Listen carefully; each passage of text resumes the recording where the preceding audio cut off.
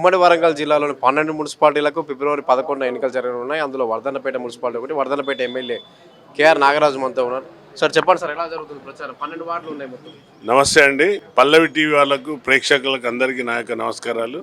వర్ధన్నపేట 12కు 12 మేము సీజ్ చేయబోతున్నాం.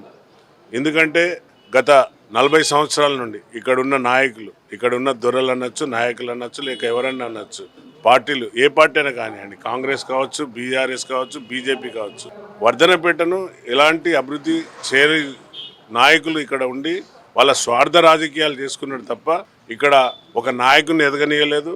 ఒక సంక్షేమము కూడా వర్ధన్నపేట పాత సమితి, మరి దీని తర్వాత అయినా నర్సంపేట లాంటిది, పర్కాల్ లాంటిది, తొర్రూరు లాంటివి అన్నీ కూడా డెవలప్ అయినాయి. కానీ మా వర్ధన్నపేట దళితుల కాన్స్టిట్యున్సీ ఎక్కడున్నదో అక్కడనే ఉన్నది, గొంగలేసిన కాడే వేసిన ఉన్నది.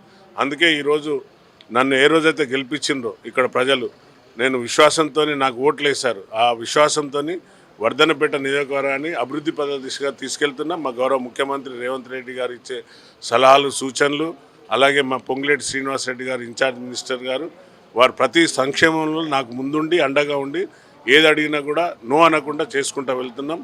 మీరందరూ చూసిండ్రు, మొన్ననే 200 కోట్లతోని ఇంటిగ్రేటెడ్ స్కూల్ను, అలాగే 100 పడకల ఆసుపత్రి, ఒక స్టేడియం పిల్లలకు, సబ్ జైల్, అలాగే 20 కోట్లతోని ఈ 12 వార్డులకు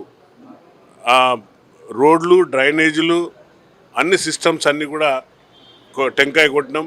యువకులందరూ కూడా యువకులు ఏదైతే అడిగినరో వాళ్లకు ఒక యంగ్ ఇండియా స్టేడియం లాగా వారికి కూడా ఒక మినీ స్టేడియం, మరి 34 కోట్లతో అమృత్ స్కీమ్, అలాగే 65 లక్షలతోని ఆఖరి వాకు చెక్ డ్యామ్ను రిపేరు, మినీ స్టేడియం, ఇవన్నీ చెప్పుకుంటా పోతే ఒక పెద్ద లిస్ట్ ఉన్నది. అలాగే మా బంజారా సోదరులకు ఒక కమ్యూనిటీ హాల్ 2 కోట్లతోని. ఈ విధంగా వర్ధన్నపేట రేపు రూపురేఖలు మారే విధంగా వర్ధన్నపేటను ఒక మున్సిఫ్ కోర్టు తెచ్చాను. ప్రతి చిన్న కేసులకు, తగాదలకు వరంగల్ మీద ఆధారపడకుండా ఫిబ్రవరి లోపల మా అక్కడ జిల్లా జడ్జి గారు వచ్చి ఫిబ్రవరిలో నాకు బిల్డింగ్ ఇస్తే ఫిబ్రవరి నుండి ఇక్కడ మున్సిఫ్ కోర్టు స్టార్ట్ అవుతుంది అనగానే వారు వచ్చి విజిట్ చేసిండ్రు, బిల్డింగ్ చూశారు, మన పాత మున్సిపాలిటీ. సో అన్నీ కూడా మనం అక్కడికి పోకుండా ఇక్కడనే ఏర్పాటు చేయడం జరిగింది. మొన్న అసెంబ్లీలో కూడా మా పొన్నం ప్రభాకర్ అన్నను ఒక 100 ఈవీ బస్సులు అడిగినాం, 100 ఈవీ బస్సులు ఇవ్వమని అడిగినాం. ఎందుకంటే వర్ధన్నపేట నియోజకవర్గానికి చుట్టూ కాన్స్టిట్యున్సీ ఉన్నది కాబట్టి వారు కూడా 5 ఎకరాల స్థలం అడిగిండు EV bus station, bus stand కోసం. తప్పనిసరిగా వీలైతే పొన్నం ప్రభాకర్ గారిని కూడా తీసుకొచ్చి ఇక్కడ స్థలం చూపెట్టి మరి ఇక్కడ ఈవీ బస్ స్టేషన్కు అనుగుణంగా ఉన్నదని చెప్పి వారికి కూడా చూపెడతాను. సో అభివృద్ధి విషయంలో వర్ధన్నపేటను పరుగులో పెడుతున్నాను కాబట్టి నా యొక్క వర్ధన్నపేట మున్సిపాలిటీ ప్రజలందరినీ కూడా చేతులెత్తి 2 చేతులతో నమస్కారం పెడుతున్నా. మా అభ్యర్థులను గెలిపేయండి. మీ వాడ కష్టాలు, మీ గల్లీలో ఉన్న కష్టాలు, మీకు ఇందిరమ్మ ఇండ్లు ఇచ్చినాం, 133 ఇందిరమ్మ ఇండ్లు ఇచ్చినాం, ఇంకా 133 మళ్ళీ దశలో మళ్ళీ ఏప్రిల్ నుండి స్టార్ట్ అవుతున్నాయి.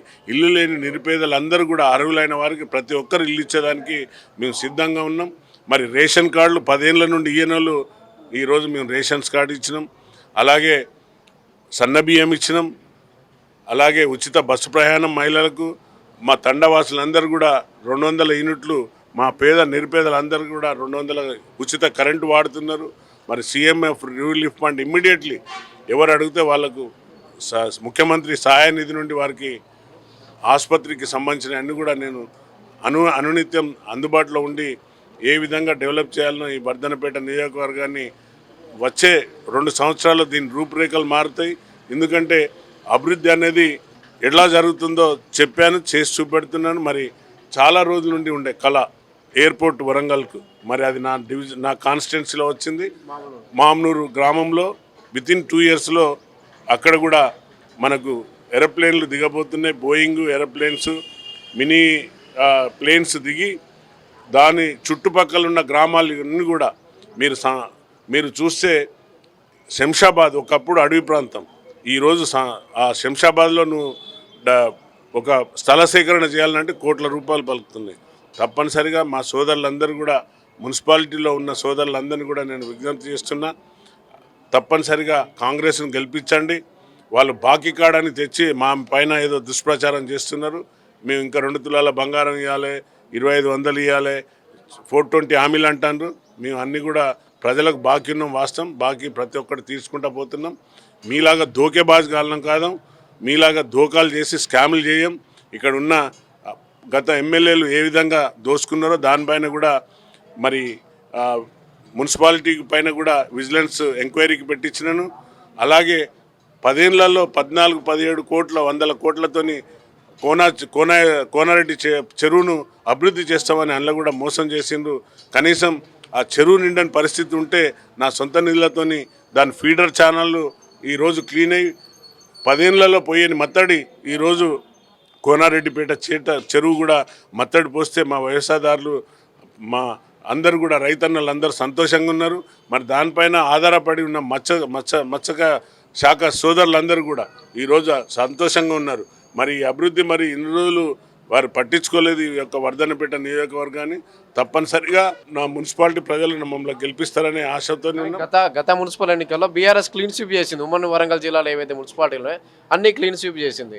2 సార్లు ఎమ్మెల్యే ఆర్ రమేష్. మరి ఎలా ఎదుర్కోపోతారు ఇప్పుడు? మున్సిపల్ చైర్మన్ పీఠం కాంగ్రెస్కు దక్కుతుందా లేదా? మళ్ళీ జనరల్ స్థానం వచ్చింది. ఇప్పుడు అప్పుడున్న పరిస్థితుల్లో అప్పుడు ఉద్యమాల కోసం అందరు కొట్లాడిండ్రు. ఏంటంటే తెలంగాణ సాధించాలనే మలి దశలో తెలంగాణ కోసం కొట్లాడింది. కాబట్టి అప్పుడు బీఆర్ఎస్ అప్పుడు టీఆర్ఎస్ అప్పుడు గెలిచింది.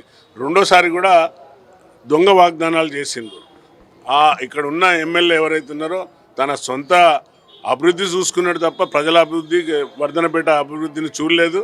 మరి ఈరోజు అభివృద్ధి ఎట్లున్నదో చూపెడుతున్నాం మేము. 118 ఎకరాలు మన టీకే తండ దగ్గర ఉన్న ప్రభుత్వ స్థలాన్ని అందరూ కూడా గువ్వల బోర్డులో ఉన్న స్థలాన్ని మా సోదరులందరూ కూడా స్వచ్ఛందంగా వచ్చి ఇచ్చిండ్రు. అక్కడ ఏ విధంగా డెవలప్మెంట్ ఉంటుందో చూపెడతాను. దాని ద్వారా 100 పడకల ఆసుపత్రి, 200 కోట్లతో integrated school, mini stadium, central మన సబ్ జైలు, అలాగే వీలైతే ఆర్డీఓ ఆఫీస్ కూడా దీన్ని ఆర్డీఓ డివిజన్గా కోరినాను మా ముఖ్యమంత్రి గారిని, మా పొంగులేటి సీనన్నను. అది కూడా బహుశా నెక్స్ట్ అసెంబ్లీలో వీలైతే ఆర్డీఓ స్థాయికి ఎదిగే విధంగా, అంటే రెవెన్యూ డివిజన్గా వర్ధనపేటను తయారు చేసే విధంగా పోతున్నాం. కాబట్టి గతంలో ఉన్న ఎమ్మెల్యేలు అప్పుడు ఉన్న నాయకులు, మా కాంగ్రెస్ నాయకులు అందరు కూడా బీఆర్ఎస్కి వెళ్ళిండ్రు. ఎందుకంటే తెలంగాణ సాధించాలని చాలామంది సీనియర్ నాయకులు కూడా అటు మొగ్గు చూపెట్టిండ్రు. కానీ ఇప్పుడు అందరు కూడా కాంగ్రెస్ వైపు మా రేవంత్ రెడ్డి గారి యొక్క పరిపాలన చూసి ప్రజాపాలన వచ్చింది. కాబట్టి అందరు కూడా ఈరోజు గమనించి ముందుకు వస్తున్నారు. తప్పనిసరిగా ఈరోజు వర్ధనపేట మున్సిపాలిటీ మేము కైవసం చేసుకోబోతున్నాం. మున్సిపల్ ఎన్నికల నోటిఫికేషన్ సమయంలోనే మాజీ ఎమ్మెల్యే ఆర్ రమేష్ ఎవరైతే ఉన్నారో ఆయన మళ్ళీ బీఆర్ఎస్లో చేరారు. ఇది మళ్ళీ వార్డులో ఓట్లు చేయడానికి ఇబ్బంది ఎదురయ్యే నేను దానిపైన కామెంట్ చేయను. ఎందుకంటే వారి విజ్ఞతకే వదిలిపెడతాం. ఎందుకంటే వాళ్ళే అంటున్నారు వాళ్ళలో చెల్లని రూపాయిని తీసుకొచ్చి మళ్ళీ ఇక్కడ పెట్టిండ్రు. మరి అక్కడ గన్పూర్కి తీసుకుపోతున్నారు. మరి ఆయన సొంత కాంట్రాక్ట్ విషయాలు, సొంత రియల్ ఎస్టేట్కే చూసుకున్నాడు తప్ప ప్రజలను పట్టించుకోలేదు. వాళ్ళే అంటున్నారు, నేనంటలేను, వాళ్ళ నాయకులే అంటున్నారు. ఈరోజు మళ్ళీ మా పైన గుదిబండలాగా తెచ్చిపెట్టిండ్రు. తప్పనిసరిగా కాంగ్రెస్ అభివృద్ధి చేస్తుంది, కాంగ్రెస్ వైపే ఉన్నామని అందరు కూడా మాకు జాక్ టీం కూడా మాకు సపోర్ట్ చేస్తుంది. అందులో ఉన్నోళ్ళు ఏంటంటే ఇప్పుడు నామ మాత్రం అటు ఉన్నారు కానీ ఓటంతా మాకే పడుతుందండి.